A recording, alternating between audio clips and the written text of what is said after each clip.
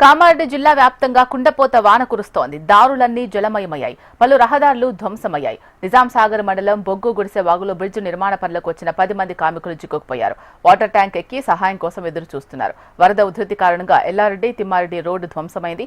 ఇరువైపులా రాకపోకలు నిలిచిపోయాయి. వరద ఉధృతి పెరగడంతో కోళ్ల ఫామ్ ఫెన్సింగ్ కొట్టుకుపోయింది. అందులో పనిచేసే 3 కార్మికులు జల దిగ్బంధంలో చిక్కుకున్నారు.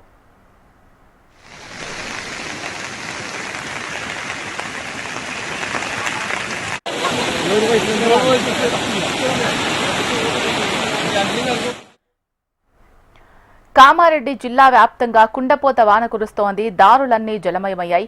పలు రహదారులు ధ్వంసమయ్యాయి. నిజాం సాగర్ మండలం బొగ్గు గుడిసె వాగులో బ్రిడ్జి నిర్మాణం పనులకు వచ్చిన 10 మంది కార్మికులు చిక్కుకుపోయారు. వాటర్ ట్యాంక్ ఎక్కి సహాయం కోసం ఎదురు చూస్తున్నారు. వరద ఉధృతి కారణంగా ఎల్లారెడ్డి తిమ్మారెడ్డి రోడ్డు ధ్వంసమైంది. ఇరువైపులా రాకపోకలు నిలిచిపోయాయి. వరద ఉధృతి పెరగడంతో కోళ్ల ఫామ్ ఫెన్సింగ్ కొట్టుకుపోయింది. అందులో పనిచేసే 3 కార్మికులు జల దిగ్బంధంలో చిక్కుకున్నారు.